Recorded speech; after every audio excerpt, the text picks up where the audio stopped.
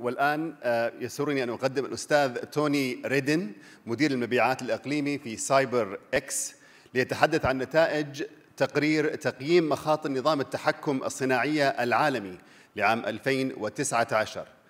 رحبوا معي بالأستاذ ريدن.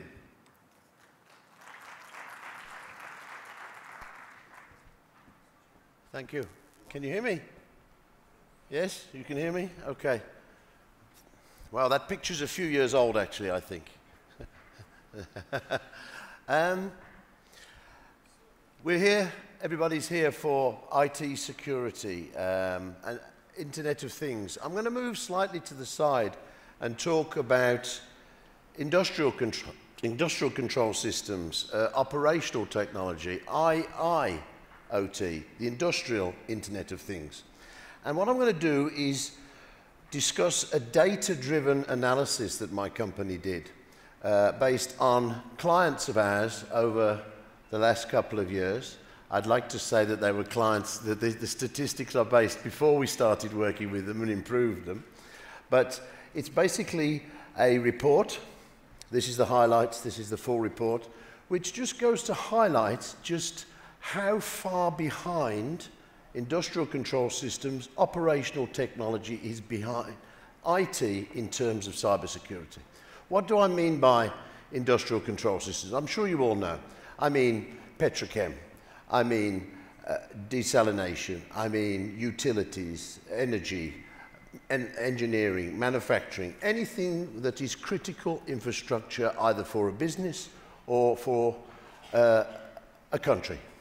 Okay, so as I say, this is data-driven. This is not marketing. It's data-driven based on over 1,000 of our customers over the last couple of years.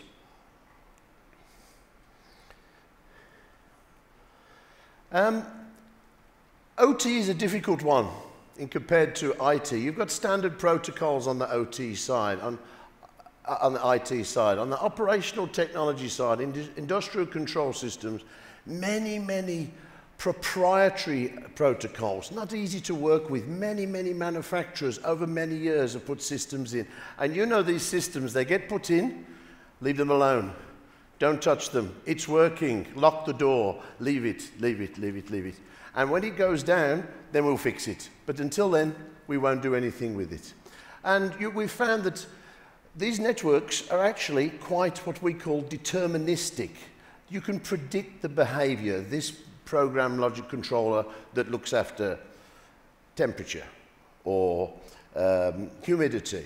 It sends information every now and again, once a minute, once every 2 minutes. So it's much more deterministic. It is machine to machine rather than human behavior on a regular network. But what's happened is that these, as I say, these systems run 24/7 and they've been left alone. They don't get managed as often as the IT side. And what's my favorite quote is, if you don't schedule downtime, be prepared for unscheduled downtime. I love that quote. So we know about the risks. The risks are the same on both sides, IT and OT. There's the monetization. We know of all the ransomwares that go about. And some of the numbers that I'll show you are quite astonishing. A lot of these numbers don't get talked about because it's embarrassing. There are shareholders involved. Some of these are almost at national level, so they get pushed under the table a little bit. Then, of course, we know about the industrialization. There's many cyber weapons out there. You may know of, well, there was Petya. Now there's not Petya. And these are very powerful tools that have literally brought businesses to their knees. As I say, this is technology that is business critical, that it stops for a moment, it causes chaos. You can imagine an electricity utility company being brought down for a short period of time. I mean, you can imagine are you getting echo here? Is there a bit of an echo? All right? Okay. And obviously there's sort of nationalization going on as well. Government budget available to build weapons. This happened in Saudi Arabia, a Triton attack on a petrochem facility some time ago. Thank goodness it wasn't successful, but it was very close. this is just an example. I won't go into detail, but basically there was an attack on a transmission station and it caused a huge, huge outage. And we know that this was, it was in the network for months before the attack was delivered. And it's basically autonomous malware, automated. It's very, very, very complicated for people to pick up, especially because of the lack of visibility on OT networks in terms of what's going on. And I'll touch on this in a bit.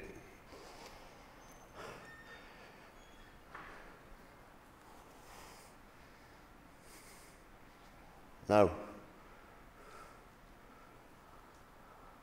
Oh, okay. That slide was hidden. So this is just some of the numbers. I'm sure you all know the name WannaCry.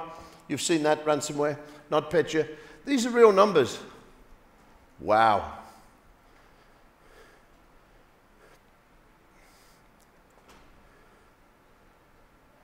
This one particularly bothered me because I like chocolate. And so when Cadbury's went down for a long time and there was no chocolate, I was a bit worried about that one. But you can see these are astonishing numbers, but this is just a dollar figure. What's the stress that can be caused to a society by bringing down critical infrastructure? Can it be measured in dollars? I'm not sure. I'm not sure. But this is just the type of value that's flying around. And a lot more. This is the one that happened in Saudi Arabia. Luckily, very luckily, the malware itself had a bug in it and it didn't get through and didn't do its job. But it was very close, very close. And this is basically it. I'll just go through it, but basically, operational technology credentials were stolen, pushed through, deployed the PC malware in an engineering workstation that was a very, very old machine, not been patched, moved over and actually got through to the sensor which would control, as I say, temperature, pressure, things like that. Luckily, it was not able to disable it, which would have been the second attack. And these are the sort of things that a solution that's put in place can actually start to alert the operators, the people that are protecting the systems, of potential threat. But I'm going to show you that a lot of the people don't have that. So without it, they're blind. They're blind. So, my company, we did a global industrial control systems and industrial Internet of Things risk report. There it is. That's the little baby one with the highlights. This one is the big one. If you come to our stand, we'll scan, you've got the QR reader, and you can download the full report. It's very, very interesting. Right. It'll never happen to me, the operational technology guys will say. I'm air-gapped. I don't connect to the internet. Over 1,000 of our customers worldwide, we looked at the data, data-driven, this is not marketing, data-driven, and we found that 40% of industrial sites have a direct connection to the public internet. Is it on 24/7? No. Is it there from time to time? Yes, it could be somebody going in to upgrade firmware with a laptop. It could be a wireless AP that sometimes gets switched on, switched off, but it's there. And of course, with digitization as a key business driver, we're getting more and more closer from operational technologies to operational technology networks to IT networks. So I'm separate from the network, from the internet. Be careful, you may not be. We found that 53% of customers, when we started working with them, had broken Windows, engineering stations, PCs connected. What do I mean by that? They were so old, you can't patch them. They were NT, they were XP, but they just worked. They've been working for years. So nobody said, it's working, leave it alone. It's 24/7, it's my manufacturing facility, it's just working fine, I don't want to touch it. Lock the door, let's go. However, as you know, all these legacy Windows systems are very, very easy for malware to be placed there. Okay? Like I said, not possible to patch them because they're so old.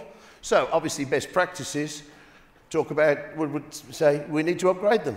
But I don't want to stop my network. It's 24/7. Like I said earlier, my favorite expression is not having scheduled downtime means you will get, at some point, unscheduled downtime. And that could be expensive. Wow, this is the one that really scared me. 69% of our customers, when we started working with them, had plain text passwords. Just going down the wire. Unbelievable. Again, it never happened to me.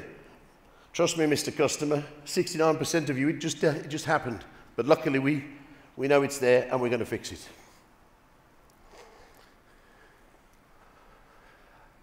Again, because those systems are traditionally cut away, not updated, running all the time, no scheduled downtime, nothing like that.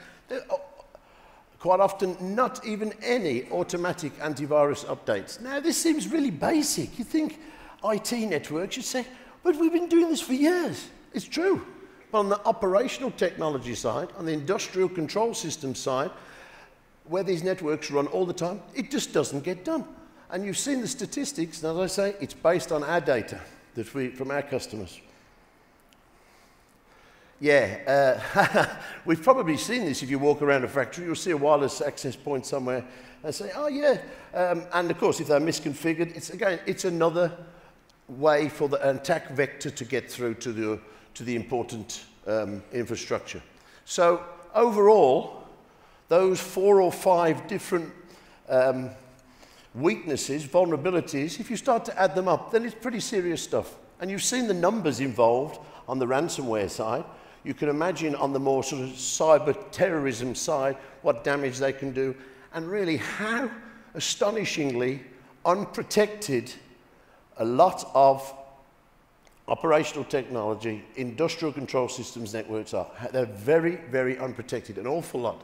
But the problem is, some people say, it's not for me, we're fine, until it happens. As I say, if you don't have scheduled downtime, be prepared for unscheduled downtime.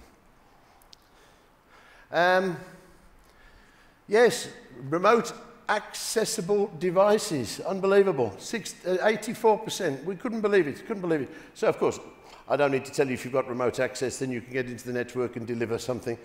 It may even be by mistake.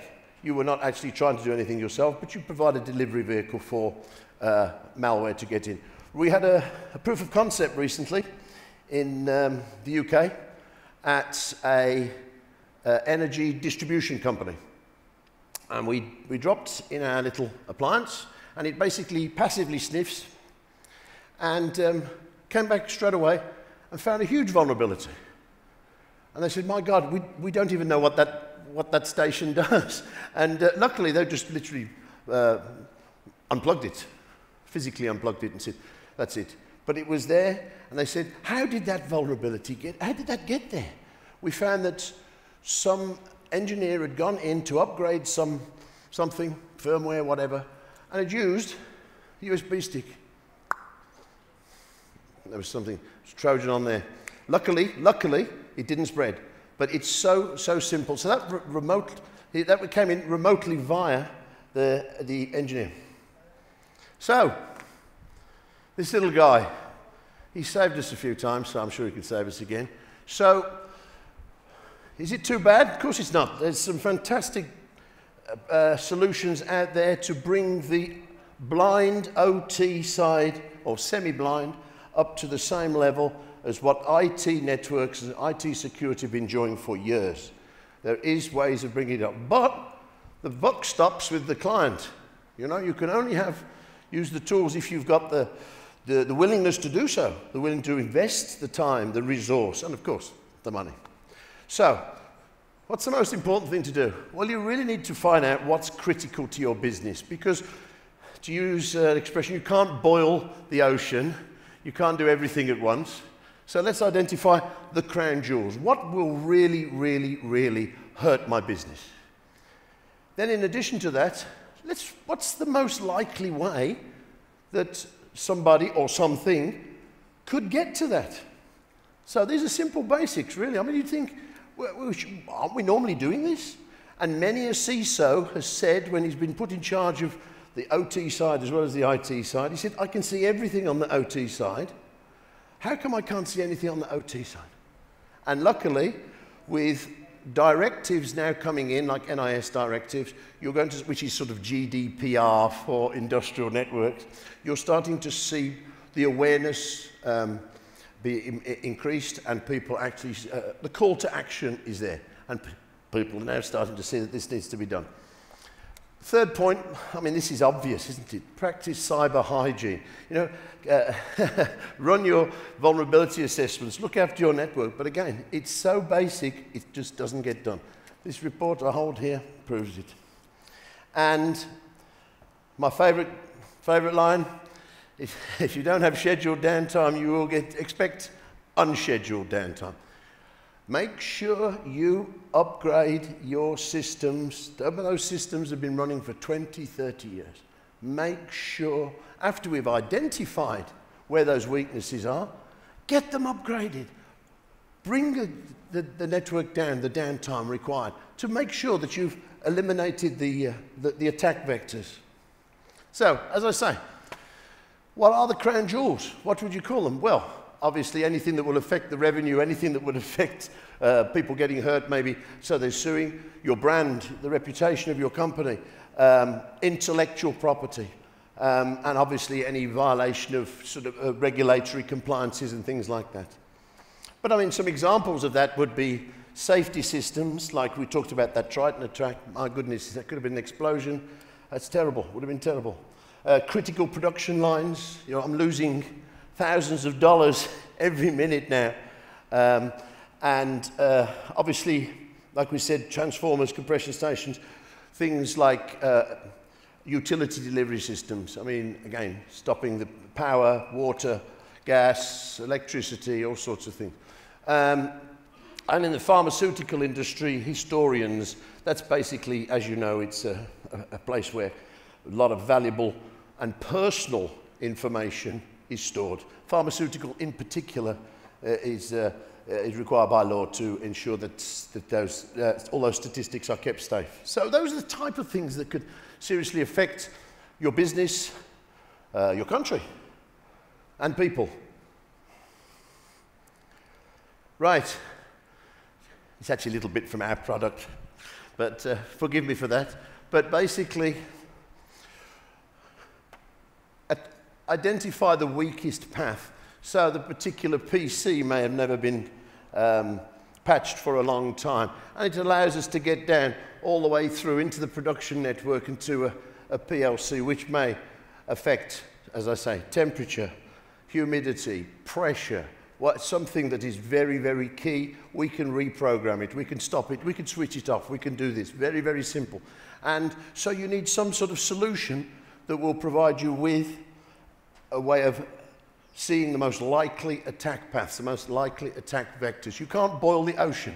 So where do I start? With the most easy ones, the most difficult ones, the most easy ones, the ones most likely to hurt me. Prioritize.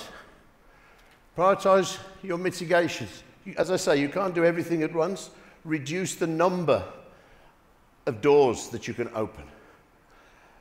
Address the vulnerabilities we mentioned before, like clear text passwords.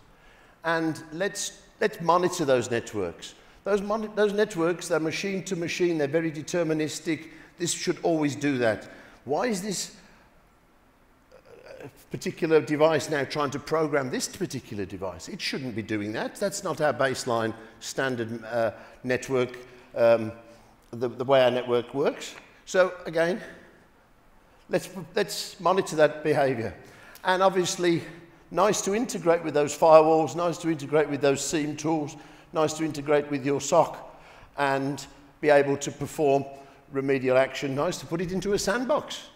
Sandbox have existed on the IT side for a long time. Do they exist on the OT side? Well, actually they do. But again, so you can take that malware and move it at the system and actually see it, what it is, work it out. Get your your security advisor to work with you and obviously integrate, block everything. And, yep, like we mentioned, default passwords everywhere. Admin, admin. Yeah, I know. And again, people in the room will be shaking their heads. They say, well, this is IT security 101. It is, but it's OT security, no time, never. You'll be astonished. The good thing is that it's now starting to be recognized that the infrastructure is for critical infrastructure, whether it's for a business or national, is actually a very, very, very weak target and now needs to be addressed as a matter of priority. Yes, let's patch those things. Here it is, my favorite quote. If you don't schedule downtime, it will go down sooner or later. It will, that's for sure.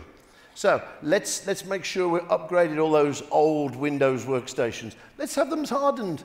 Let's work with a trusted advisor who can help us improve the security posture of our OT network. Right, final slide. Summing up, and I just want to read a quote here from a guy called Michael Asante, which one of you may know. He's the boss at the SANS Institute for ICS and SCADA networks. And he says, the risk to OT, the risk to operational technology networks is real. And it's dangerous, and perhaps even negligent for business leaders to ignore it. So that's not me, that's the boss of the ICS and SCADA at SANS. And as I said, one of the quotes we have in our report, and it's basically saying, you should be scared. There is the possibility. We need to take action. It is a call to action. Come on, let's do something now. So, you know, the reasons for doing it are, yeah, I'll make some money. You saw the numbers that for the ransomware. Or I actually just want to attack for cyber terrorism purposes. And these assets and network, they are soft. 1,000 of our customers that we went and saw over the last few years prove that. It's data-driven. It is not just made up. It is absolutely true. And obviously, there is hope. Identify the critical crown jewels.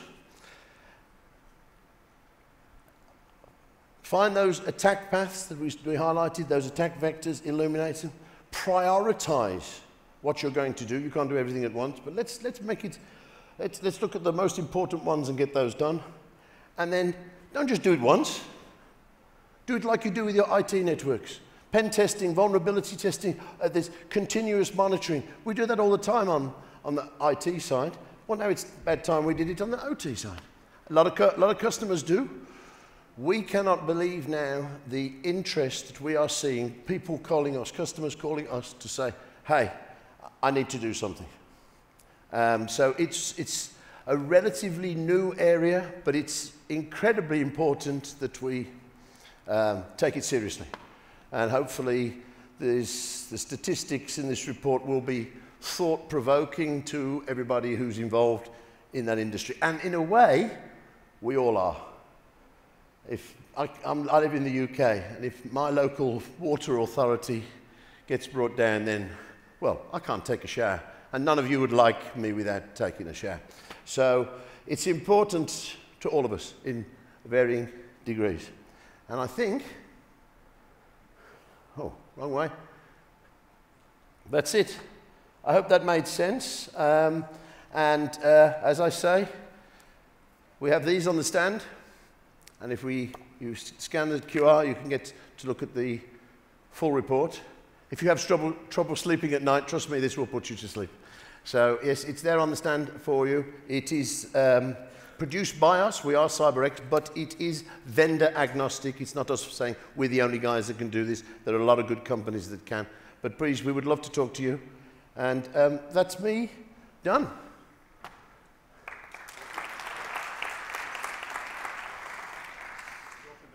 Yeah, yes. Any questions? Easy ones, please.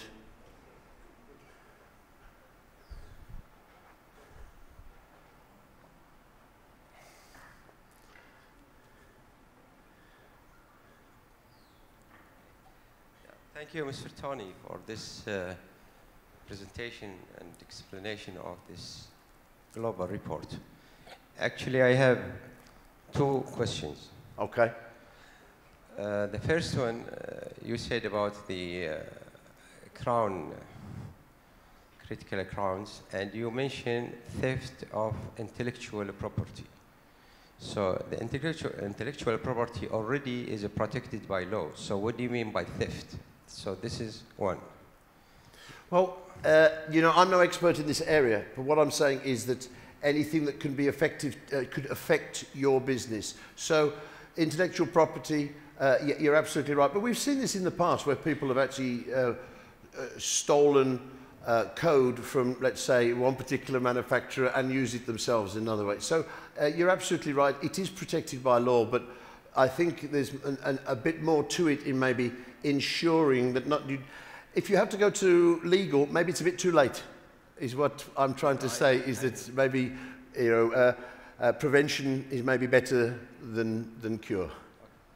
The second one, because this is just a side... Sorry, I mean the second one, because sorry. it's a side Okay. question, because IP is protected by the patents. Okay.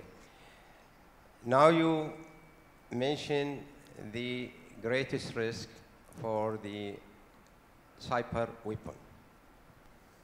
Cyber weapon, I mean, somebody will attack the industry. So my question, is there any attempt by the regularities, by the regularity bodies in all countries, like Ministry of Industry or whatsoever, when they license a factory or they renew the license, they put a condition that this license will be renewed, conditional, it is have a system to be protected against cyber weapons. This is one. Can I answer that one before I forget it? Yeah, I mean this can be coordinated with the UNIDO, United Nations Industrial Development Organization. I mean they can put an international law and protocol. Yes. So second one, from the insurance side, the insurance companies. Yeah. So when there is an attack, there is casualties, money, and so on. There is a model for the insurance companies that a company want to insure the factory against such things. So how it will be calculated and what is the requirements, if there is a reference for that? Thank you. Those are two fantastic questions. I'm going to ask them in reverse order because the second one is the most important to me because remember I said I love chocolate. Mondelez, Cadbury's chocolates, remember it was the last one here, $188 million, I think. Their insurance company, who I can't name them, said they're not going to insure them, pay out for that crime because they regarded it as an act of war. You're absolutely right. Absolutely right. They said, sorry, it's an act of war. This is cyber war. It's the same as firing a gun. It's the same thing. We're not paying out. It's covered in your insurance policy. Act of war, act of God. Sorry, we don't pay. Yes, absolutely right. So already the industry is, the insurance industry is behind and it's not connected. You're absolutely right. So there is that gap already appearing. So even more important that companies and national infrastructure looking after themselves because they can't rely on, the insurance companies to help them out. Now, the other question you asked is, there is now something called the NIS directive. And again, I understand all of these, you can come and collect them. They're on our website anyway. They're not ours, these are industry documents. And the NIS directive is going to be, and it's a directive, it's not regulations, but it will be. And you're absolutely right. They will basically turn around and say, we will audit you, that you are meeting the 5 elements of the directive. Gartner have not their magic quadrant, but there are 4 areas that need to be addressed for cyber, OT network cyber security. NIS directive says you need to do this, this, this, and this to be compliant.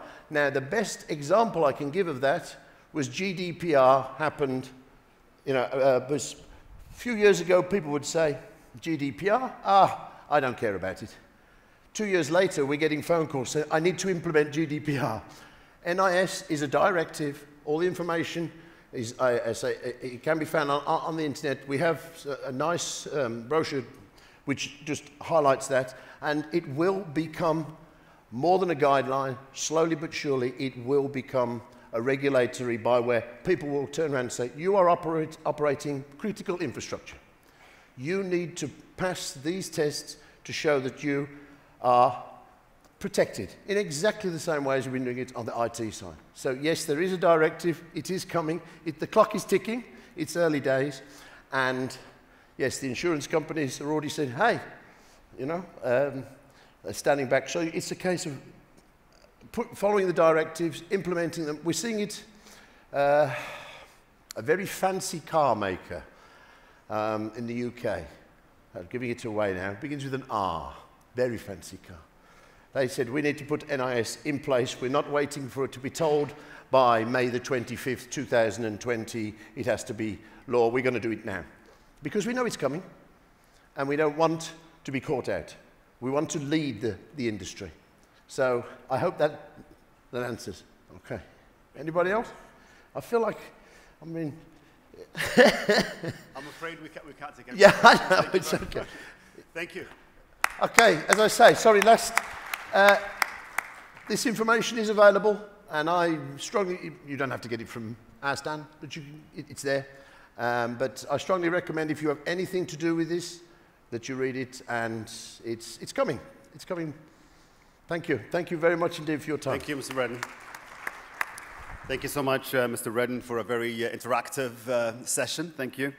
And we would like to honor Mr. Redden for his presentation and participation. Thank you. This is very unexpected. Thank you. Thank you. Thank you. That's fantastic. Thank you.